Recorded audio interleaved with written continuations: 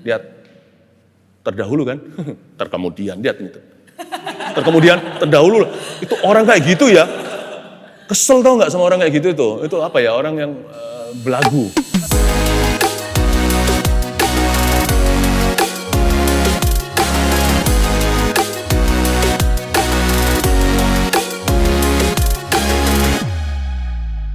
Jadi misalkan dulu sebelum kita bertobat, terus kita nakal, teman nakal bareng nih. Terus tiba-tiba kita dimenangin kan, mau ngajak ke gereja. Atau tiba-tiba kita jadi pemimpin, dia masuk di sel grup kita atau di pelayanan kita. Lah ini dulu sih ngajak aku nakal. Terus sekarang kok mimpin aku, terus gimana gue kalau kayak gitu? Ya gak tahu. That's your problem. Enggak sih, ya itu masalah, itu gini, tapi itu justru ada dua macam teman yang kita akan kehilangan. Yang satu hilang untuk ditemukan kembali. Saya sebut itu recycled friends. Dia pertama akan mencibir kita, karena dia gak tahan dengan perubahan. Namanya di dunia ini loh, semua perubahan, generally people resist changes. Manusia itu pada umumnya menolak perubahan. Bahkan ketika kita masih muda pun tergolong kaku loh, meskipun orang muda itu lebih gampang menerima kemajuan. Kamu kok beda ya sekarang? Seperti yang saya katakan, tidak bisa bedakan perubahan baik dan buruk. Sebagian akan langsung bertobat, itu yang indah, yang kita harapkan langsung immediately ada efeknya. Pasti ada lah, 5 roti 2 ikan, beberapa orang, 1, 2, 3, 5, 7, pasti ada orang-orang yang bertobat karenamu. Tetapi ada juga orang-orang yang langsung menjauhimu. Kita dianggap penyakit. Orang-orang itu akan kembali. Mereka nanti suatu hari akan membutuhkanmu. Konsisten aja mengasihi. Dan jangan pengaruh dengan mereka. Jangan berkata, jangan marah. Kalau marah kita kepancing, nanti kita kembali ke hidup lama. Sayang dong gara-gara mereka. Hanya karena apa yang mereka katakan tentang kita. No. Konsisten aja. Jaga bentengmu. Jangan kemana-mana. Jangan menyimpang ke kanan dan ke kiri.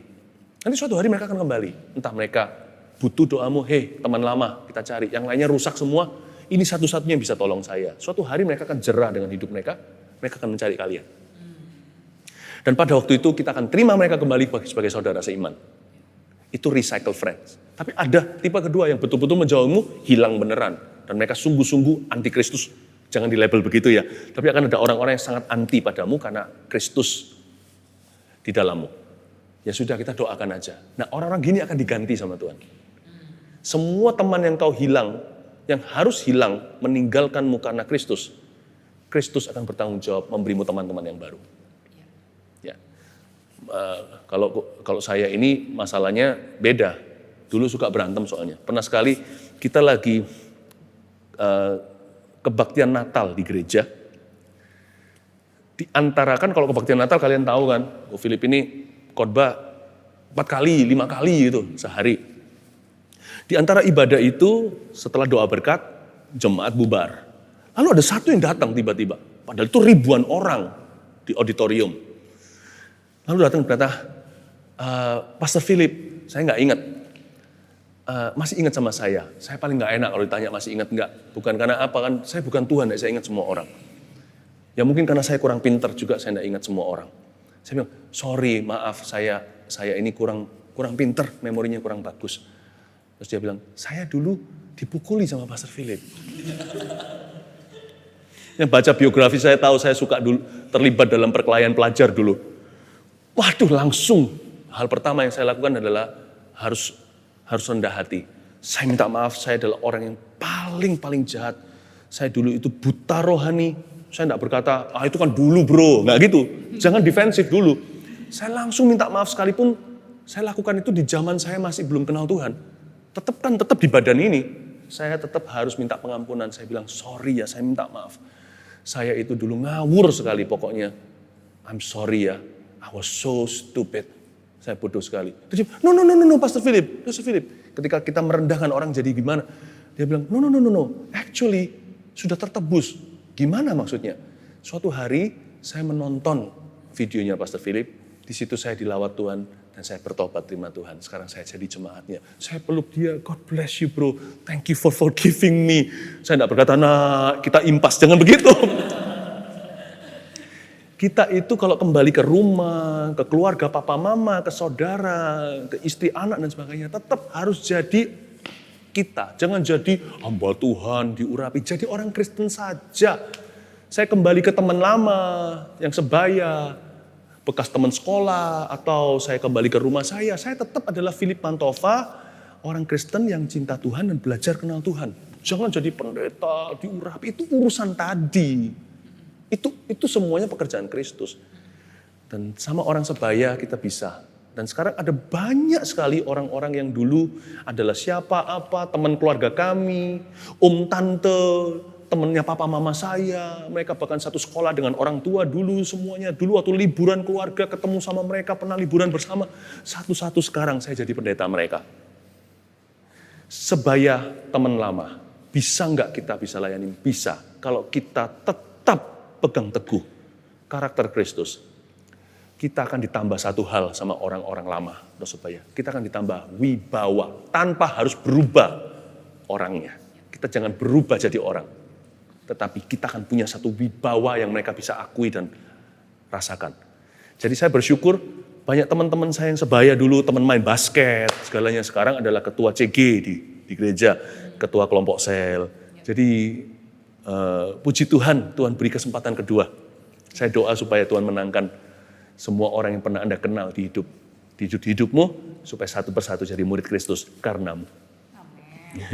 Kalau memimpin orang yang lebih senior gimana ya? Bukan senior dalam usia tapi senior dalam pelayanan. Jadi case-nya kalau anak muda ini mereka ini barusan bertobat terus berapi-api join dalam pelayanan. Tahu-tahu mereka itu udah duluan jadi pemimpin CGL sementara orang yang ngajak dia ke gereja tuh belum gitu loh. Nah, gimana nih kalau kita harus memimpin orang yang udah lebih lama duluan dalam pelayanan, jam terbangnya? Yang pimpin saya dulu untuk kenal Tuhan Yesus, hari ini bukan jadi pendeta, bahkan bukan jadi ketua pelayanan. Salah satunya ada juga yang di Indonesia sekarang semua udah pulang nih dari sekolah di Kanada, zaman-zaman itu. Ada tiga sebenarnya yang mimpin saya pada Tuhan, kakak-kakak rohani saya. Ya kan? Di antaranya, kalau saya ketemu lagi, sekalipun sekarang boleh dikatakan dalam pelayanan saya lebih pangkat. Pernah sekali dalam salah satu ibadah biasa, saya datang ke kota tersebut, penuh lumber, orang-orang datang semuanya, dia nggak dapat tempat, ya nggak bisa KKN juga. Tapi itu saya lihat dia dada-dada dari ruang kaca di overflow di luar sana. Saya nggak tahan, orang ini yang ajak saya terima Tuhan. Saya dada-dada sama dia, saya minta sama hospitality atau tim pelayanan, tolong bisa ketemu enggak di ruang pembicara. Saya mau ketemu, tolong aturkan untuk ketemu sama Cici itu. Saya suruh dia masuk dengan keluarganya, saya peluk, hai. Supaya enggak menimbulkan kecemburuan sosial, saya jelaskan, karena kita sebagai publik figur, dalam konteks saya kan begitu, kita harus fair dengan semua orang, harus just atau adil. Saya beritahu, ini yang tuntun saya dulu, yang selalu tekuni saya selama 2 tahun sampai saya terima Kristus. Nggak ke gereja, dia kirimin kartu, kirimin makanan sampai saya nggak tahan.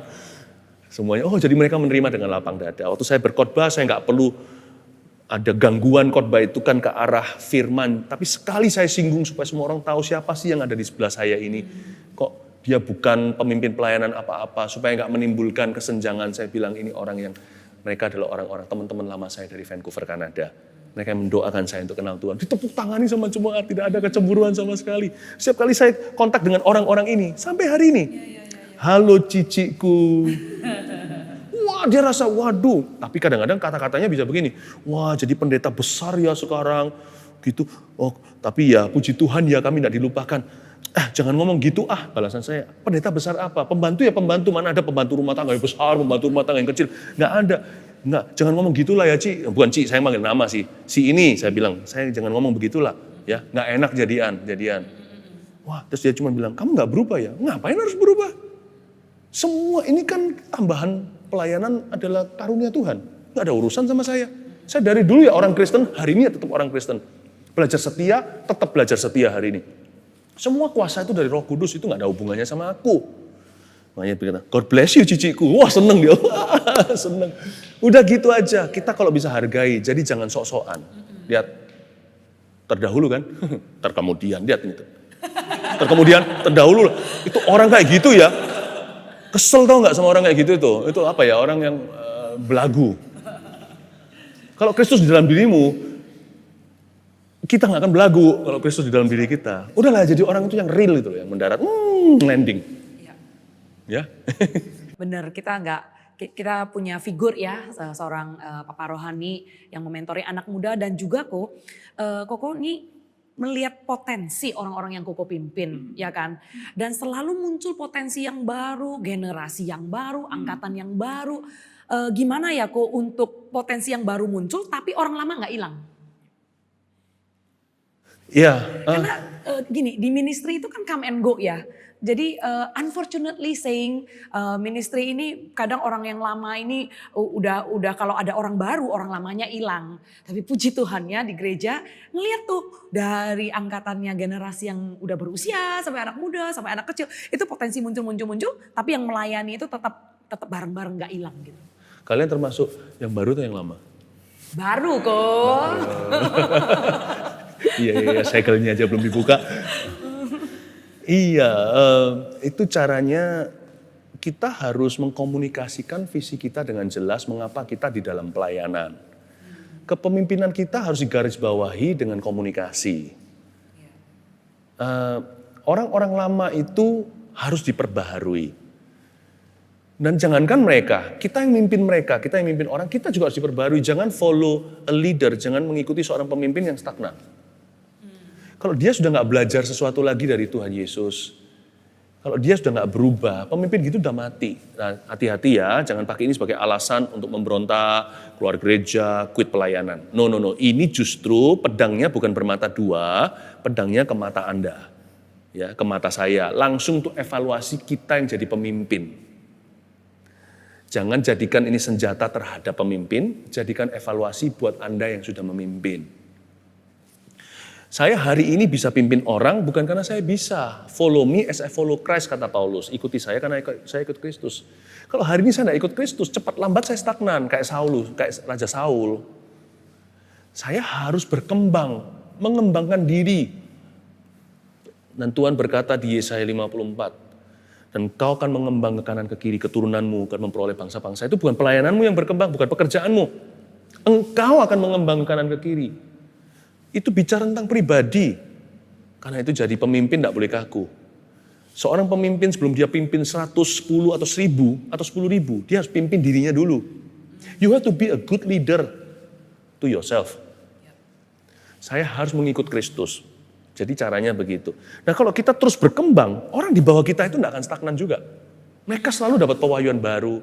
Mereka akan dapat challenge yang baru, tantangan-tantangan kemudian.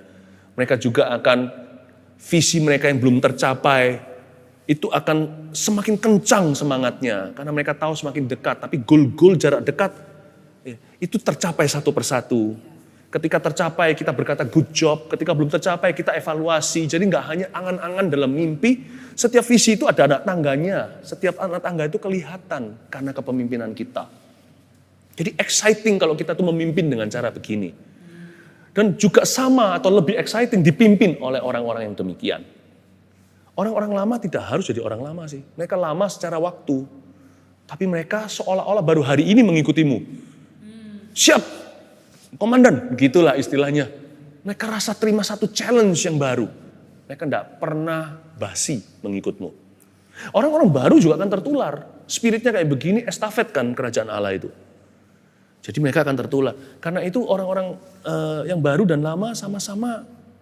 Ada yang dipanggil Tuhan pukul 9 pagi, ada yang dipanggil pukul 12, 3, pukul 6, semuanya dapat upah yang sama. Bukan baru lama sih, saya lihatnya bukan perjanjian baru, perjanjian lama, itu Alkitab. Saya lihatnya sana ikut di jam berapa, di kilometer keberapa.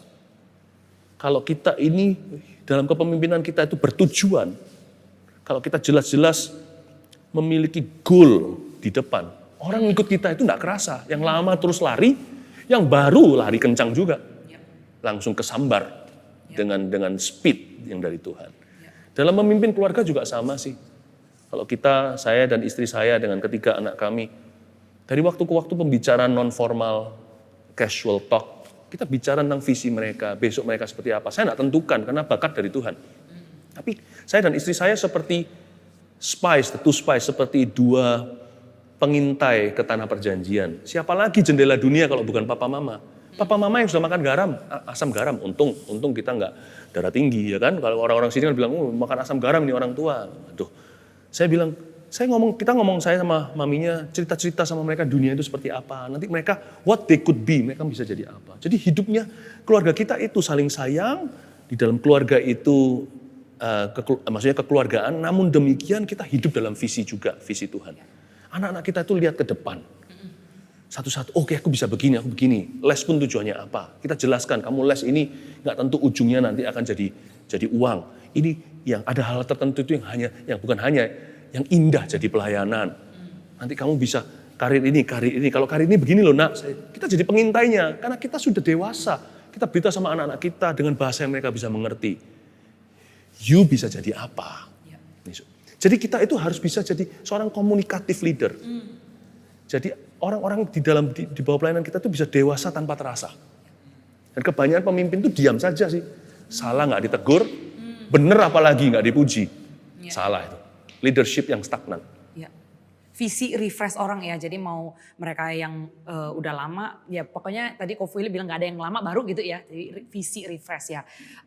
Koko pernah nggak kecewa sama, dikecewakan sama orang yang Koko pimpin? Saya dapat satu karunia sebenarnya, itu bukan karunia, tapi mungkin kelebihan saya yang datangnya dari kelemahan saya sebenarnya. Saya itu mudah lupa dengan hal-hal yang kayak gituan.